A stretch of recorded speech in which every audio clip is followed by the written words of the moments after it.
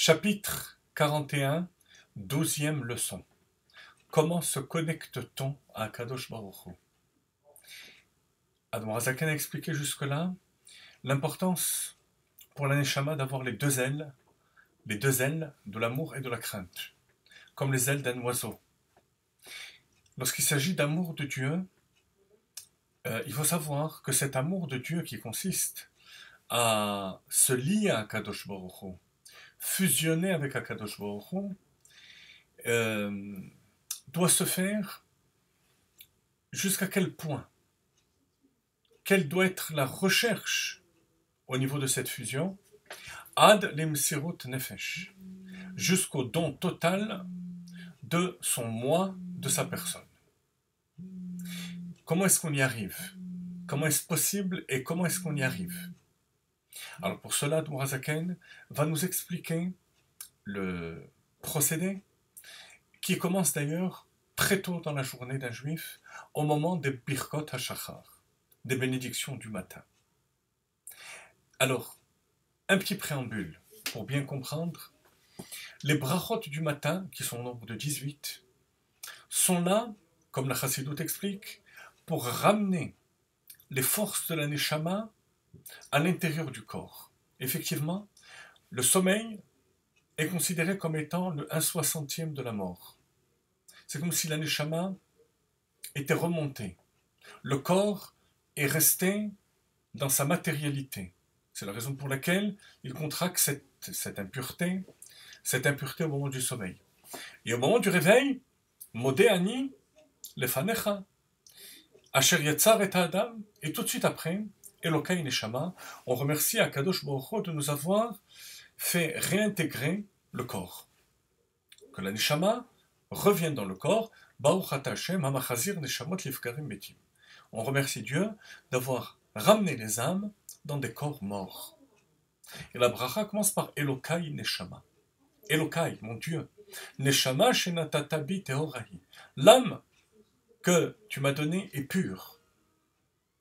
Et c'est sur quelques mots de cette bracha que Admorazaken va s'arrêter pour nous développer cet aspect de Messirut Nefesh, du don de soi, à travers l'amour de Dieu.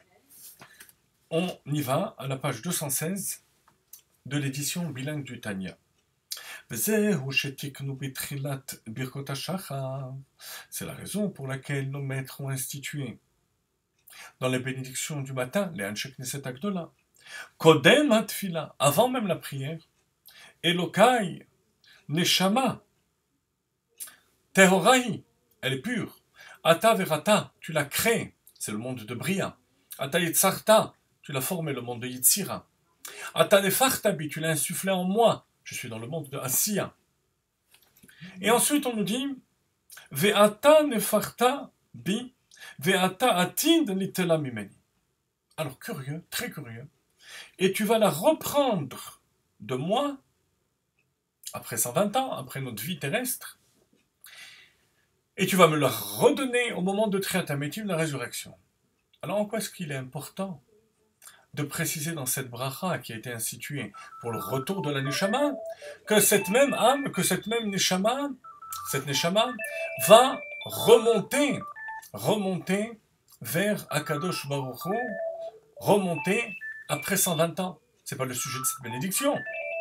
Ata atid litela, tu vas me la reprendre, ça c'est après la mort. Alors que cette bracha parle de la Neshama qui revient dans le corps. Quel est le sens de Ve'ata atid litela? Alors, pour bien comprendre, une petite anecdote d'un chassid qui travaillait dans des régions éloignées où il devait s'habiller de manière plus classique que ce qu'il avait l'habitude de mettre en tant que chassid dans la ville de son rabbi. Alors, par respect pour le rabbi et les chassidim, il avait ses habits classiques, traditionnels de chassid. Et dans sa valise, il avait les habits de ville qu'il utilisait à l'extérieur. Et au bout de quelques années, il se dit finalement, est-ce qu'il n'est pas hypocrite de ma part lorsque je reviens chez moi, chez les chassidim, chez le rabbi, de mettre des vêtements de chassidim, alors que la plupart du temps, je suis avec mes vêtements modernes. Je suis sûr que le rabbi n'aimerait pas une chose pareille. Euh, Pourquoi pas continuer à mettre mes vêtements civils, en quelque sorte, lorsque je viens chez le rabbi? Et c'est ce qu'il fait. La fois d'après, il arrive, alors bien sûr tout le monde le regarde de manière assez curieuse, il rentre chez le rabbi, et il voit qu'effectivement le rabbi le reçoit assez froidement. Alors il ne se gêne pas de poser la question, mais rabbi, vous savez, c'est les vêtements que je mets la plupart du temps, ce sont donc mes vêtements, c'est la raison pour laquelle je les ai gardés. C'est pas du tout un manque de respect ni par rapport à vous, ni par rapport au chassidim. Le rabbi lui dit, mon fils, mais c'est justement ce qui me déçoit. Je savais très bien que lorsque tu allais dans la grande ville, tu mettais tes vêtements modernes. Mais je pensais que pour toi, hein, ces vêtements étaient un déguisement. Et que tes vrais vêtements, tu les mettais en arrivant ici. Et là, je me suis rendu compte que c'est le contraire. Que tu considères comme étant tes vêtements ceux que tu mets à l'extérieur. Et que lorsque tu viens avec des vêtements de chassidim, tu as l'impression de déguiser. C'est un problème. Voilà le sens de Ve'atan et Fartabi dans Elokai Neshama. Lorsqu'on dit immédiatement au réveil, Ve'ata, pardon, Atid litela, que tu vas reprendre mon âme, c'est pour prendre pleinement conscience dès le réveil que notre maison est en haut. Le Gan Eden, lorsque l'âme fusionne avec Akadosh Baruch Hu, et qu'elle est complètement détachée du corps, et qu'elle jouit complètement de cette fusion avec le rayon de la Shrina, c'est sa maison.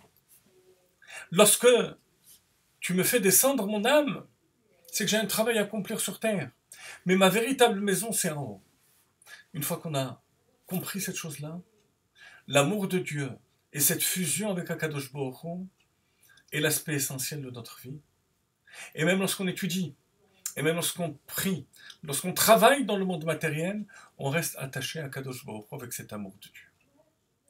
Dans les termes et dans les mots d'Admor HaZaken, ça donne ça. כלומר, מאחר שאתה נפחת ואתה עתיד לתלה ממני, étant donné que c'est toi qui me l'as insufflé pour venir en bas, et que tu vas me la reprendre, לכן מעתה אני מוסרה ומחזירה לך. Alors dès maintenant, je te la livre, et je te la rends, pour qu'elle soit unie, be'achdotra, dans ton unité absolue. Comme on le dit un peu plus loin dans la prière, je lève mon âme vers Akadosh Baruch Hu.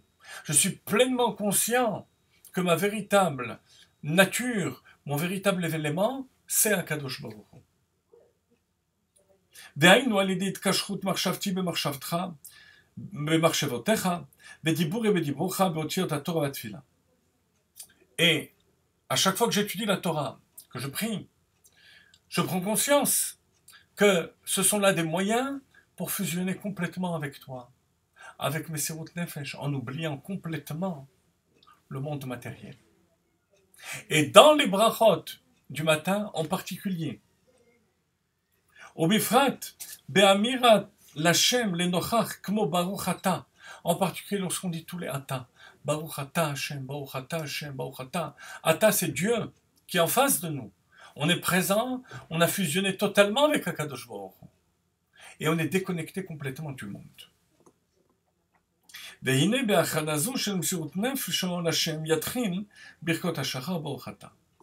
Et c'est avec ça qu'il doit commencer la récitation de ses brachot, de sa prière, de son étude de la Torah. En prenant conscience que son monde, c'est le monde des chassidim, le monde du rabbi, le monde du Bet HaMidrash, le monde des mitzvot. La descente dans ce monde matériel, c'est un déguisement. Mais Ata'atid litela. Notre véritable essence, c'est Akadosh Baruch Hu. Donc, l'amour de Dieu jusqu'au Mesirut Nefesh, jusqu'au don total, jusqu'à un oubli total de sa personne, et une fusion totale avec Akadosh Baruch Hu.